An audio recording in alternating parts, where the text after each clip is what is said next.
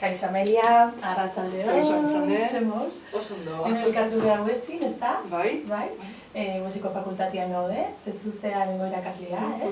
Zein dia hemen zuke matituzun gaiak? Bai, begira, hemen batez ere lan egiten dut kulturarteko hezkuntzan eta genero eta hezkuntzan. Oso ondo. Eta elkartuko gara, zestuan datorren astean, ez? Zertzatoz kontatzea guri? Begira, hitzaldi horretan 3 gako hartuko ditugu eta dira euskera, immigrazioa eta hezkuntza, ez? Horiek izango dira gure mintzagaiak.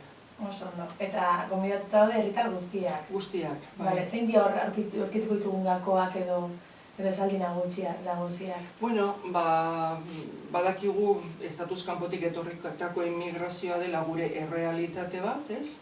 Eta jarraituko duela hurrengo urteotan, etortzen diren pertsonak integratzen dira gizarte batean non ahalegin handia dagoen hizkuntza minorizatua berreskuratzeko, eta hor gurutzaketa horretan sortzen dira batzutan gaizki ulertuak, kezkak, ez? Horretaz hitz egingo dugu, ez? Integrazio zer den, zer ez den, ze hizkuntzara integratzen diren, ze rol jokatzen duen hezkuntzak, zer egin dezakegun gurutzaketa horretan dinamikak hobeto joateko. Oso ondo, primera. Amelia, orduan, datorren astia, 28an, arratsaldeko 7:00 elkartuko gea Alonderoko aretoan, ezta? Hain zuzen. Primeran, eskerrik asko, eta bertan ikustea. Bai, libertu. Agur.